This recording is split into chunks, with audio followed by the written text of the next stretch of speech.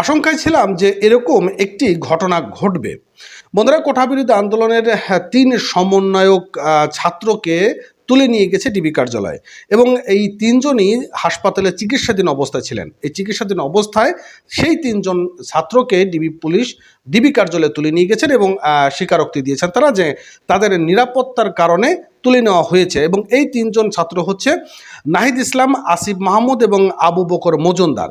তাদেরকে জিজ্ঞাসাবাদ করার জন্য আইন শৃঙ্খলা রক্ষা বাহিনী ডিবি কার্যালয়ে নিয়ে গেছেন এবং তাদের নিরাপত্তার স্বার্থের জন্য সেখানে নিয়ে যাওয়া হয়েছে।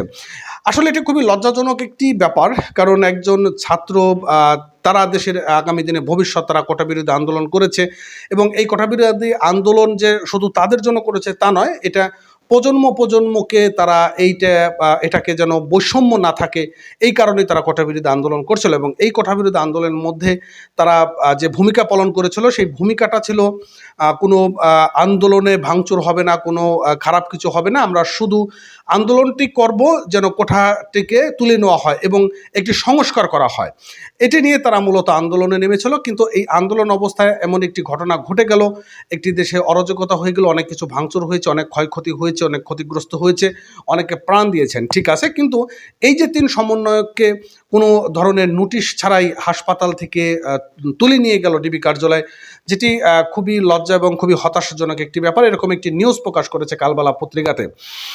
বলেছে যে কোটা সংস্কার আন্দোলনের প্ল্যাটফর্মের বৈষম্য বিরোধী ছাত্র আন্দোলন ৩ সমন্বয়ক ঢাকা বিশ্ববিদ্যালয়ের ছাত্র নাহিদ ইসলাম, আসিফ মাহমুদ এবং আবু বকর মজুমদারকে জিজ্ঞাসাবাদের জন্য আইন শৃঙ্খলা রক্ষা বাহিনী নিয়ে গেছে বলে অভিযোগ করেছেন অন্য ২ সমন্বয়ক হাসনাত আবদুল্লাহ এবং আবদুল্লাহ হান্নান মাসুদ। এখন অভিযোগ বলতে সত্যতা এবং সেটি স্পষ্ট রয়েছে, আমরা এর মধ্যেই জানতে পারবো। শুক্রবার ২৬শে জুলাই বিকেলে রাজধানীর গণস্বাস্থ্য কেন্দ্রে চিকিৎসাধীন অবস্থা ওই ৩ ছাত্রকে তুলে নেওয়া হয় বলে অভিযোগ করেছেন তারা, এবং নাম প্রকাশে অনিচ্ছুক ডিবির এক কর্মকর্তা বিষয়টি স্বীকার করেছেন এবং নিরাপত্তার স্বার্থে এবং জিজ্ঞাসাবাদের জন্য ওই ৩ জনকে ডিবি কার্যালয়ে নেওয়া হয়েছে। এখন এই যে ডিবি কার্যালয়ে এই ৩ সমন্বয়কে নিয়ে যাওয়া হলো, এখানে কি কোনো নোটিশ করা হয়েছিল কিনা বা তার পরিবারকে কি জানানো হয়েছিল কিনা, এটা কিন্তু করেনি। বিশেষ করে তাদের পরিবারকে অন্ততপক্ষে জানানো উচিত ছিল যে আপনার ৩ সন্তানকে আমরা নিয়ে যাচ্ছি শুধুমাত্র নিরাপত্তার কারণে। কিন্তু এইভাবে হঠাৎ করে নিয়ে যাওয়াটা তো আসলে আইন শৃঙ্খলা রক্ষা বাহিনী কী মনে করলো সেটা আমরা হয়তো জানি না।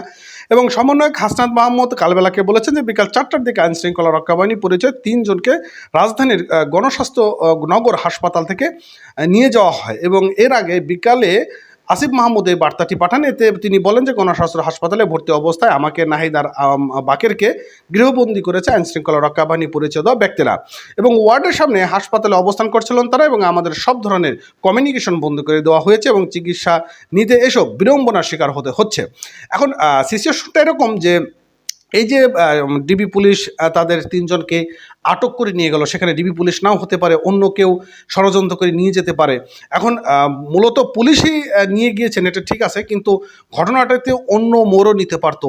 কিন্তু কোনো ধরনের নোটিশ ছাড়া এভাবে আন্দোলনকারীর ৩ ছাত্রকে ডিবি কার্যালয়ে নিয়ে যাওয়াটা এটা কিন্তু খুব একটা হতাশজনক একটি ব্যাপার। এবং আবদুল্লাহ হান্নান মাসুদ জানান যে বৈষম্য বিরোধী ছাত্র আন্দোলনের পক্ষ থেকে সমন্বয় টিমের একটি প্রতিনিধি দল উত্তরা বাংলাদেশের মেডিকেলে বিকাল ৪টা ৫০ বিভিন্ন হাসপাতালে আহতদের শিক্ষার্থীদের জন্য পরিদর্শন করার কথা জানান। এরপর সর্বশেষ শহীদ মেডিকেল কলেজ হাসপাতাল পরিদর্শন শেষে তারা পরবর্তী কর্মসূচি নিয়ে সংবাদ সম্মেলন করবেন। তবে সন্ধ্যায় 7:30টার দিকে তিনি বলেন যে আমরা মানসিক ট্রমায় আছি এবং আমাদের নিরাপত্তা নিয়ে বাজে অবস্থার মধ্যে আছি এবং আমাদের সংবাদ সম্মেলন করতে নাও দেওয়া হতে পারে এবং আমাদের নিজেদের নিরাপত্তা নিয়ে বের হতে হবে। আমরা এখন উত্তরায় আছি, আমাদের কর্মসূচি নিয়ে সংবাদ সম্মেলনে দৃঢ়তা প্রতিজ্ঞাবদ্ধ রয়েছি। বিষয়টা হচ্ছে এই যে ৩ সমন্বয়কে তুলে নেওয়া হয়ে গেল ডিবি কার্যালয়ে, এতে কি উত্তাল থামলো না কমে গেল সেটা আপনারা কমেন্ট বক্সে জানিয়ে দেবেন। ভালো থাকবেন, চ্যানেলটি সাবস্ক্রাইব করে সঙ্গে থাকবেন পরবর্তী আপডেট পেতে।